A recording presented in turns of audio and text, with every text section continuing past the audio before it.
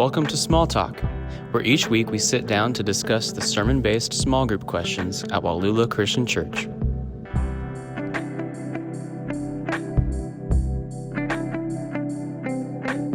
Hello and welcome back to Small Talk, Wallula's weekly podcast. My name is Zach Bolin, student pastor here at Wallula. I'm joined by Craig Archer, our worship pastor, and Lance Kaufman, lead pastor.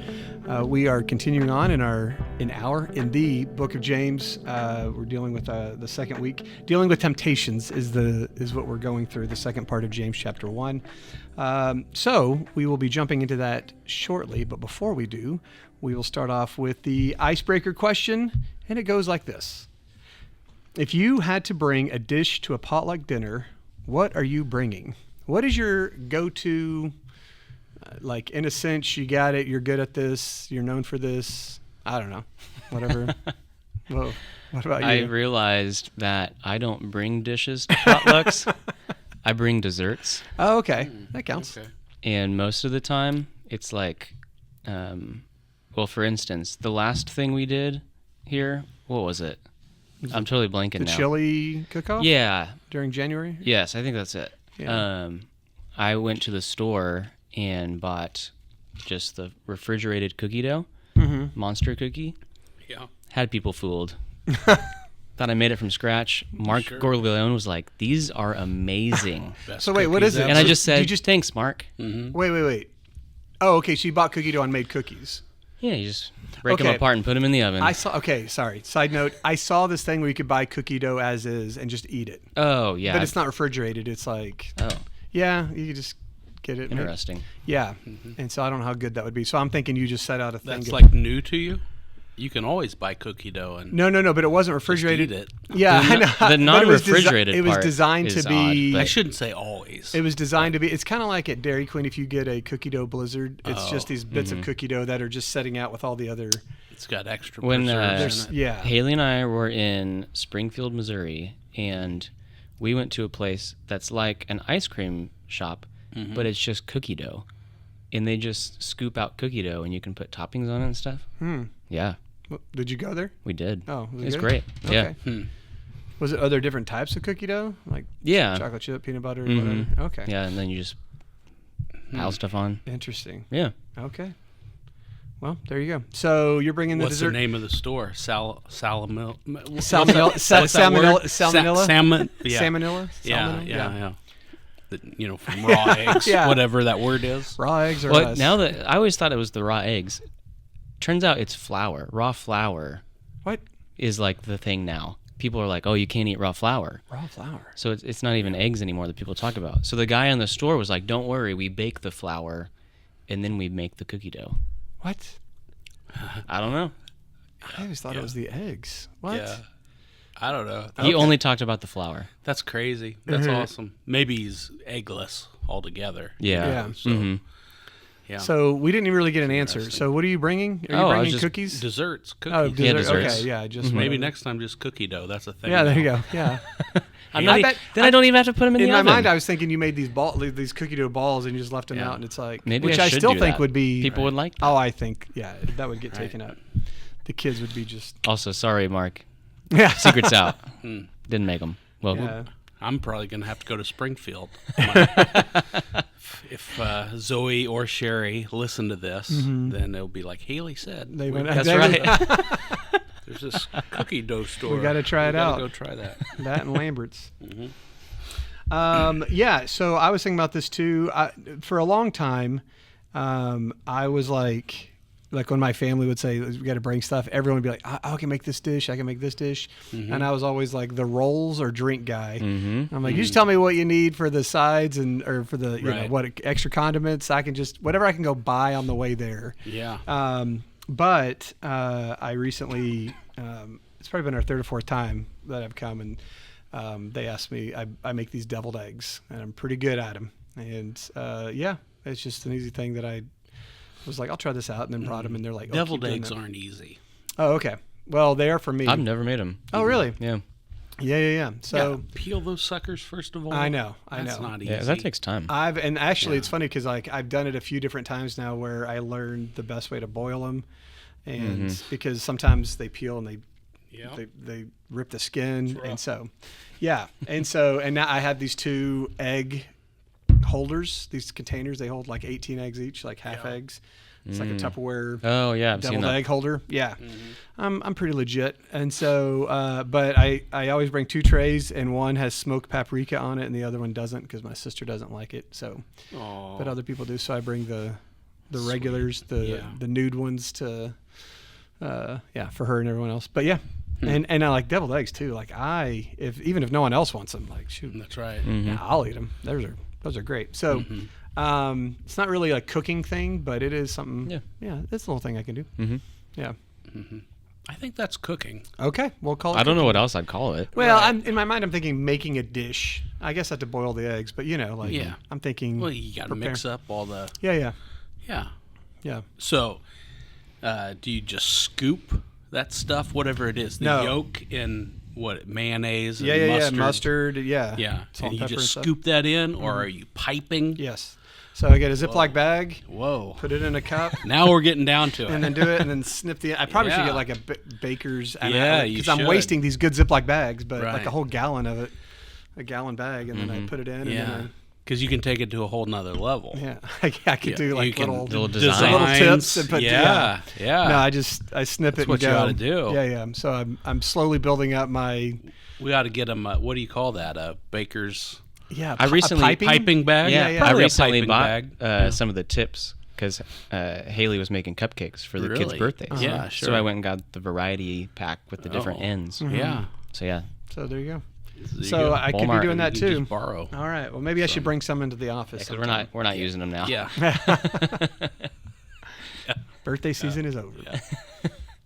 All right. What about you? What's your That's great. you Yeah. you've brought like legit things to our potlucks here at the church. Like you'll bring casseroles or legit things. yeah, like stuff that I think of Yeah. as Yeah. Real you've food. cooked a meal to bring. Yeah. Yeah.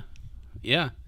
I don't know. I was thinking about potluck dinners, and I was thinking growing up, our church would have potluck dinners, and I thought, this is a very Midwestern American kind of thing going on. That's You know, great. I I love just remember that it got to be a thing where families there'd be a stack of paper plates, but nobody would use the paper plates because families bought their own cafeteria trays, tray? Whoa. to go through. That's a was pretty good real- idea. It was a real competition kind of thing. Yeah. You know, you got to get these.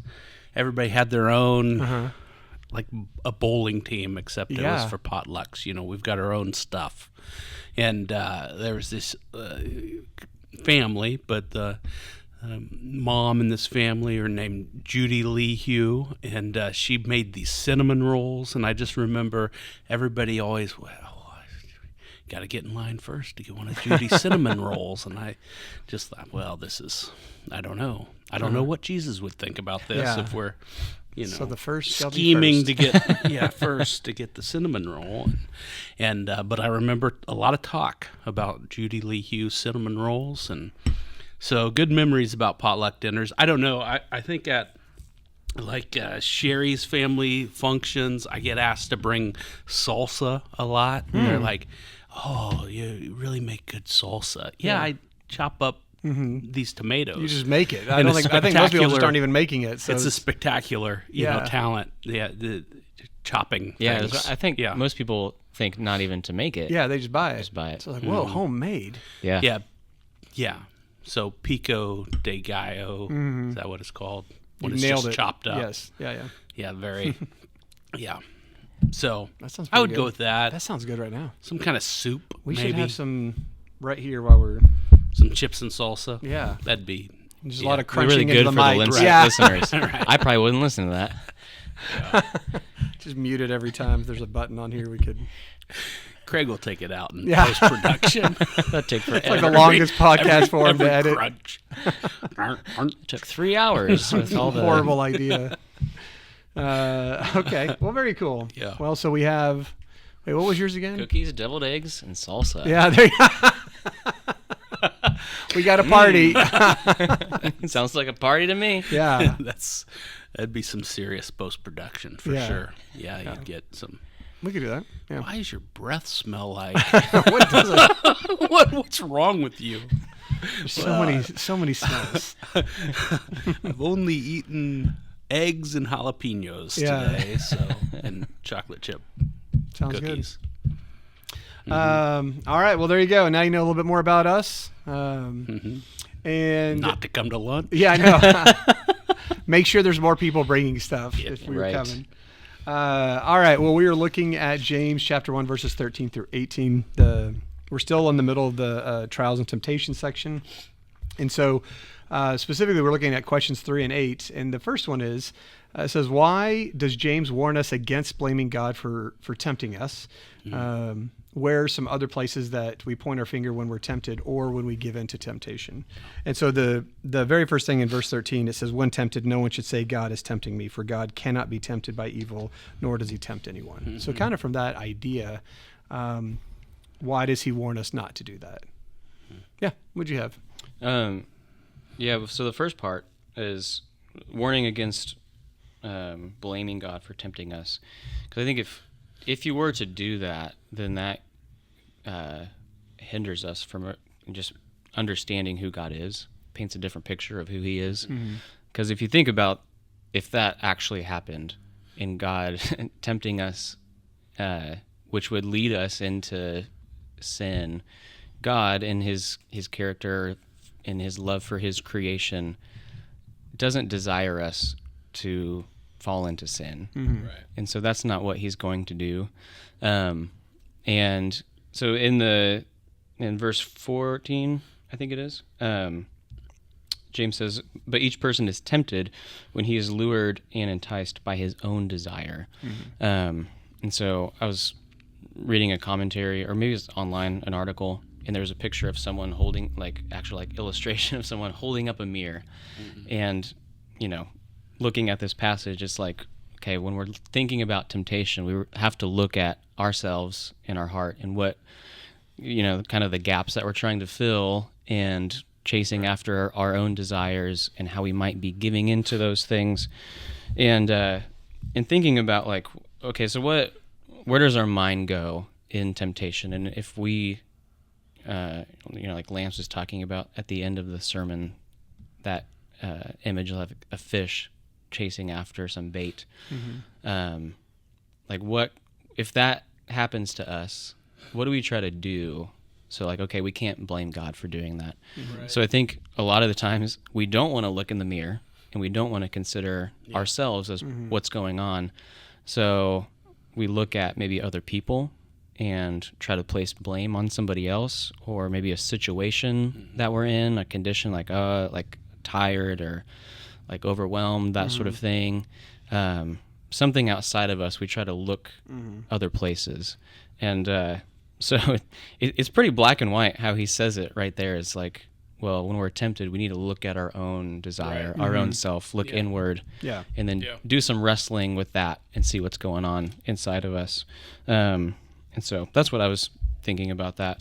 There was a verse I was going to read from 1 Peter 5, verses 8 and 9, kind of talking about the same subject here, where this is towards the end of the letter, and he says, be sober-minded, be watchful. Your adversary, the devil, prowls around like a roaring lion, seeking someone to devour. Resist him, firm in your faith, knowing that the same kinds of suffering are being experienced by your brotherhood throughout the world. And so this kind of helps us frame it too, as we need to look at ourselves. But this verse kind of reminds me of C.S. Lewis' Screwtape Letters, where Satan is looking at any chance to, if we're tempted by something, Satan's looking for any sort of little hook or way to entice us further. And so this is that warning of, okay, we need to be on guard. And we'll talk about that in the other question. But be on guard, be aware when we're facing those things, and recognize it, to do some work with it and not chase after the bait or the hook, whatever that may be. So. Yeah. Well, and I was trying to think. It wasn't one of the questions asked, but like why? It says, why does James warn us against it? But then why do we just naturally do this anyway? And there was a couple of things I was thinking of, is like the idea of, I mean, some people misplace God's sovereignty, where he's like, God's in control, and so therefore if I'm going through something, it's because God is wanting it to happen or making it happen. And then also just blaming God is, you mentioned it with Adam and Eve. It's part of our DNA almost. Like we just naturally want to shift the blame. And so if it's something that's bigger and can't be explained by anything quickly, then it's like, well, then it must be God. And then, and also there's another word in verse 3 that kind of, I think people, it's like a bait and switch almost with when God tests us, and then also with temptation. And so sometimes God will test us, like he will have us go through hard times. But each time that God does this, he tests us, not so that we fail, but that we hopefully will pass the test, whereas Satan will tempt us, hoping that we fail. And so those are two different things, to go through a test and then also to be tempted. But the big idea is that, God has nothing to do with evil as far as causing it or anything like that. Right. And so he's not going to lead others to do evil. That's not in his nature. It's not even possible for him. And so it takes a sense, I think, of the bigger picture of, when he's talking about like, don't shift your blame to God. There's a sense of humility where we don't want to take accountability for our actions, and so we're going to blame God. But when we humble ourselves, we also have to be honest, like you said, looking in the mirror and just saying, okay, what's going on? Like, where does the work need to start? And is it, and a lot of times if we're falling into temptation, it's us making that decision and that choice. And so for us to shift the blame, we'll never get to the core issues of how to fix it, because we're just going to be constantly pushing it to someone else. I was thinking about, it says, where do we point the finger? What are some areas? So I just started like writing, okay, what have we blamed things, our failures or inadequacies or mistakes or whatever. So I was like, obviously, we have God as that one. I said, we're quick to blame others who are also guilty. So if I've done something and I'm caught with a group, well, they, Adam and Eve, right? Eve did it. And then also we'll blame people who are innocent too, like just anyone else that's not us. We'll blame the government. We'll blame leaders, faulty equipment, traffic. I didn't have cell coverage or no internet. Sorry, I didn't get that. I would have, but it's this other things. It's, and so some of these things may be legit, but sometimes it's easy to just be like, it's not my fault because this thing happened. We'll blame parents. That's how I was raised. That's all I know. And then even if you have to eventually get to yourself, but people can, and probably me too, but shift it like, well, that's just how I'm wired. That's just how I am. I'm a natural, whatever. I whatever you want to say. And it's like, it's still not my fault. It's just how I am. That's just, I get easily angered. I can't help it. That's how I've always been. Yeah. And so we get so creative with shifting the blame. And so, yes, it's with God, but if you don't believe in God, then you have a lot of other ways you can start shifting that blame. And so anyway, and that was just the things I thought of off the top of my head. I mean, the list can go on and on and on. The number of ways we don't want to accept responsibility for our failures. Yeah. And so, which I think goes back to the idea of like at the core of it is just humility, of like, recognizing, okay, that was my mistake. Even if it doesn't make me look good, I have to own up to this and have God in his rightful place and me in my rightful place. And then from there, then you can move forward. But yeah, I think you guys nailed it. The two biggest reasons to me that James warns us not to blame God for temptation in our lives is, one, that it gets the character of God wrong, right? That he can't have anything to do with evil, that he's not trying to bait us into mistakes or to sin or evil. We can't have anything to do with that. And so it just gets God wrong, his character wrong. But secondly, it's just a way for us to escape accountability. And ultimately, when we do that, we're truly putting our salvation in jeopardy. I mean, what are the steps to saying yes to to Jesus, and one of those is repentance, right? You have to change direction. You can't repent if you're constantly pushing that our choices, our sin, off on others, and for sure, there we blame God, we blame the world, our circumstances, we blame other people, we blame the enemy, Satan, and sometimes those who are surrounding us in the world can tempt us, and certainly Satan can tempt us. That's not to say those things are untrue or can never be true, but even when they are true, the sin rests with us. Right. It's our choice. Yeah. It's our sin, and so those are the biggest reasons for sure that James warns us here. Yeah. You guys nailed it. Yeah. Yeah. So if we take a step back and we're looking at just this broad idea of temptation, I guess a bigger question maybe to help the people listening is, when we are faced with temptation, whatever it may be, what should we do? Like, what are some practical things? What do we need to have in mind when we're confronted with it? Either temptations that we've been dealing with over and over again, because that's maybe how we're wired, with the same sins, or it's something new. What's something we can do to prepare ourselves or to help ourselves or to have in mind? Well, I saw two. So I read that passage from 1 Peter, and along the same line, James in chapter 4, starting in verse 7, it's very similar. He says, "Submit yourselves therefore to God, resist the devil, and he will flee from you. Draw near to God, and he will draw near to you. Cleanse your hands, you sinners. Purify your hearts, you double-minded." So it's the same language of resisting Satan, but he also says, draw near to God. Right. And so we've probably heard, flee from sin, which is like, absolutely, that's what we need to do. Flee from temptation. Right. And so whatever that action may be, like put the phone down, turn off the TV, get rid of the thing that is tempting you, and run from it, but then also run towards something, which is what they're saying. Draw near to God. Yeah. Draw near to the source. Because if you're cut off from the source, and that's what Lance put in here, Ephesians 6:13 through 18, putting on the armor of God, like being in the Word and praying, connecting ourselves to the source. If we're not connected, we're going to look for a connection somewhere else. Yeah, we'll find it somewhere. Right. Yeah. So then it's like, we'll be deceived into thinking, well, this temptation, maybe this quick fix is make us happy or whatever that feeling is. So we need to run to God, and that's what the armor of God, that little passage is talking about before you even get to being tempted, to be prepared. And so that was like the biggest thing for me, is thinking about this idea of resisting and turning away, repenting, fleeing from sin, but then also being proactive about running to God. Yeah. Right. That was actually my biggest thing, like in a nutshell, like what do we do when we're faced with it? And I just said, be proactive. I think a lot of times we think, when I'm tempted, then I'm going to start doing these things to help. And so it's like, if it's a natural part of our lives at any stage, at anywhere like that, we could be tempted.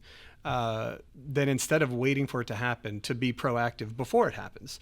And so looking at what you had said in Ephesians and Matthew, and I said, praying for strength, wisdom, to be able to see if red flags start to go up, and acting before it gets too far. But to prepare yourself beforehand is a huge thing. And so, we talk about this with the, what we're trying to say, spiritual disciplines. But if you take someone who prays consistently, reads the Bible consistently, makes church a priority, even if you're just doing those things, and I know it's easy to be like, it's just legalistic, we could just get in the rhythm, but if you take two people or the same person doing one and then not doing one, you're going to be better prepared, even if you're just doing it, right? And it it doesn't have to be like this huge thing every morning when you're in the Word, but just being plugged into God and having that lifeline consistently will automatically help you. And then practically, I was thinking, I was taught this when I was in counseling, but this word halt, and it's like the ways that people could give into temptation is use the acronym HALT. But when you're hungry, angry, lonely, or tired. Sure. And so be thinking about like, okay, to be even more proactive, just make a list of like, okay, what are the areas where I'm most tempted? Most of us have certain parts of our lives where we're tempted more in one way or the other. Right. Like I'm not really tempted when it comes to gambling, right? That's not a thing of mine. So Satan's not going to work on that with me, but there are other areas, right? When it comes to pride or anything else. And so in looking back, like what have been those situations? What led up to it? What was the trigger or the temptation? And so if I almost like break it down and say, okay, I need to prepare myself for the next time this happens, the next time I'm lonely or tired or angry, whatever that is, and then kind of having a plan to just go into it hoping that next time it'll be different. When I haven't done anything, it's probably not going to be that different. And so... that's one of the reasons I think that these two, you mentioned, it's kind of a play on words. Well, it's the same Greek word that's used earlier in the first chapter of James, talking about trials or tests. The NIV, I think, says tests. And so that later is translated as temptation. And the difference is the heart behind it, right? That God has a heart to see us grow and mature and be perfect and complete, and Satan has a heart to destroy. And those are the kind of the difference there. But one of the reasons these two things are tied together is because when we're going through those trials, when we're being tested, what does that result in? Well, that results in us being, what was it? Hungry, angry, tired, lonely. Those are the emotions. Those are, we get worn out in the midst of those trials. And when we're worn out emotionally, physically, spiritually, that's when temptation really can get a foothold. It's like you read about the lion. The enemy's like a prowling lion. How does a lion hunt? Well, it hides and hides and hides and hides until just the right moment. Yeah. And even when you're in it, like the whole halt thing, it's not saying, well, just don't be hungry, angry, lonely, or tired. But it's like knowing, okay, when I am, I have to be even more aware of like, I'm really, when I'm on a youth trip and I'm tired, and, it's the end of the week, I have to kind of keep in check, like, okay, I may be quicker to jump to conclusions about what students are doing. The way you react to things. Yeah. And knowing like, okay, this is not really, I have to have wisdom in that situation. And, so the last thing I was going to say is just, I think bringing it to the light, whatever your temptation is, one of the best things you do is just bring it to the light. So not only praying about it, but telling someone else. There's just power in, Satan loves to use darkness, and so whenever we're going through something hard, a very, very common lie that we all know is a lie, but we still believe is that no one can know. I can't tell anyone. I'm the only one, whatever you want to say. Right. And so being able to tell someone, whether it be one of us or another Christian that you trust, that you look up to, that can help you with that, because it's so much easier to deal with temptations when you are not the only one. And so being able to talk about it and process it, it helps a lot. But well, I think those are great ideas. I kind of started with verse 16, says, do not be deceived. It's one of those phrases, there's no punctuation, there's no paragraph breaks in the Greek. It's one of those phrases where scholars go back and forth. Does this go with the first part, or does it go with the second part? Are we talking about, don't be deceived, God's good, or are we talking about, don't be deceived with temptation. And I think one of the things we do with temptation is that we deceive ourselves. We start saying things or believing things like, nobody's been in a spot like this before. Maybe it was mom and dad, maybe you experienced something, but this is different. It's really preying on me in a different way. My circumstances are different. That's just not true. I only brought my James scripture journal, but in 1 Corinthians chapter 10, verse 13, Paul talks about no temptation has seized you, but what's common to man, right? It's all been there before. In fact, just before that, he tells these, I think, 4 stories from the Old Testament. He just reaches back to the Old Testament about how, different times when God's people were, gave in to sin, and we've all been there.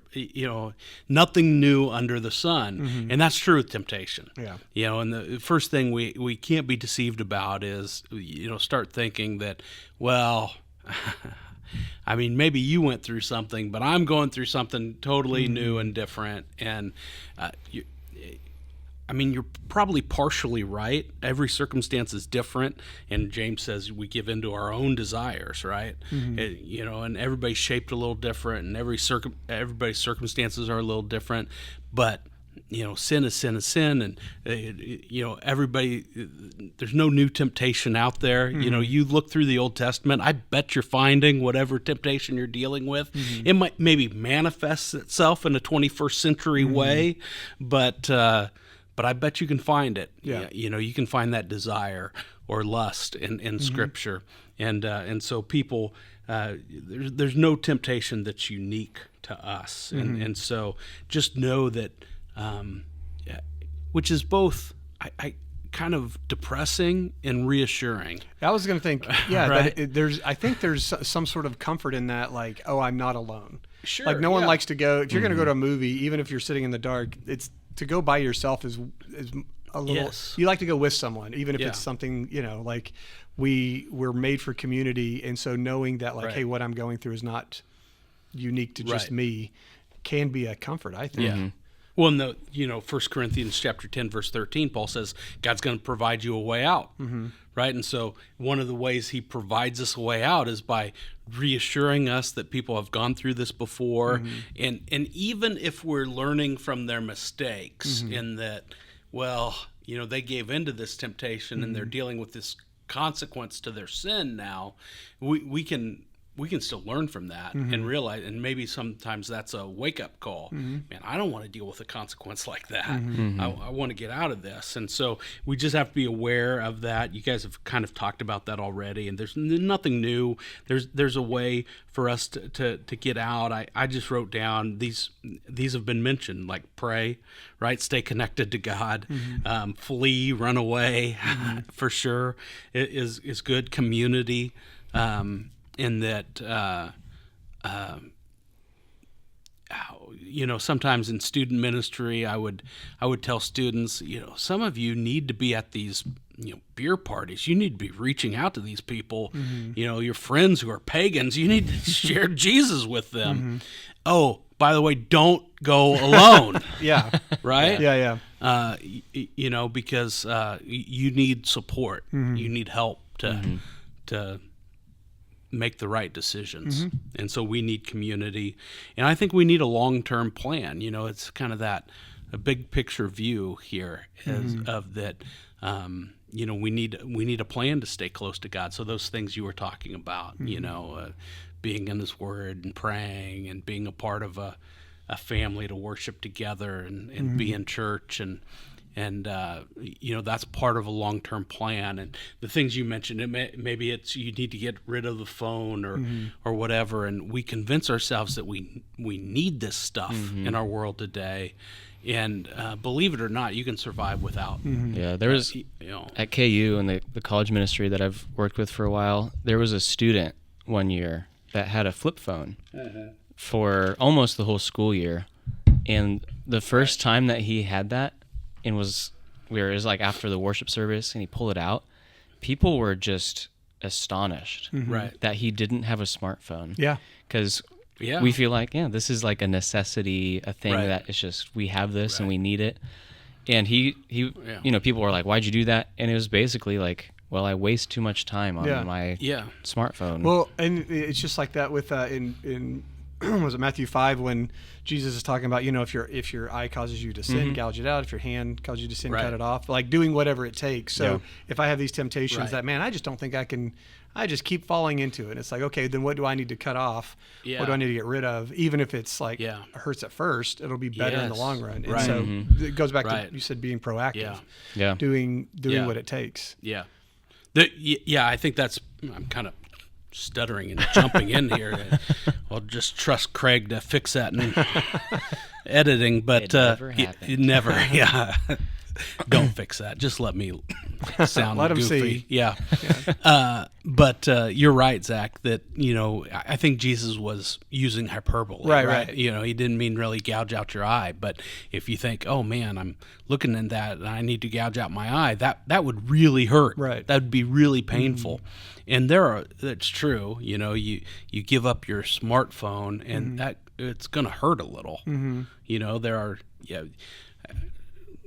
Clayton, one of my son Clayton's last years playing baseball in college, there's this young man on his team who they always had to call or get a message to in the dorm about changes in practice or schedules or whatever, because the coach would send out this text thread or something. Yeah, group chat on this app. They use this particular app to send out these messages, and this kid, young man, had a flip phone for variety of reasons, and so he couldn't get these messages on the app, and so there's going to be some pain, but man, to avoid desire that leads to temptation, that leads to sin, that leads to death.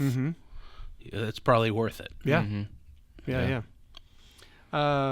Yeah. And I would also say, just as an encouragement, if anyone has to give something up, like we're pretty resilient in that it's hard at first, but the humans in general get used to things very quickly. And so whatever becomes your new normal, you will eventually just not think anything of it. So I've known people who've given up social media because of that. And there's, a bit of a struggle. And then it's like, oh yeah, I don't even know how I was fine. Right. And so the number of times I've heard that story too. So whatever you're doing, it's hard, and then it's not. So anyway, all right. Well, hey, that was great. We are going to be finishing up James chapter 1 next week. Talking about listening and doing. So until then, we'll talk to you later. Yeah.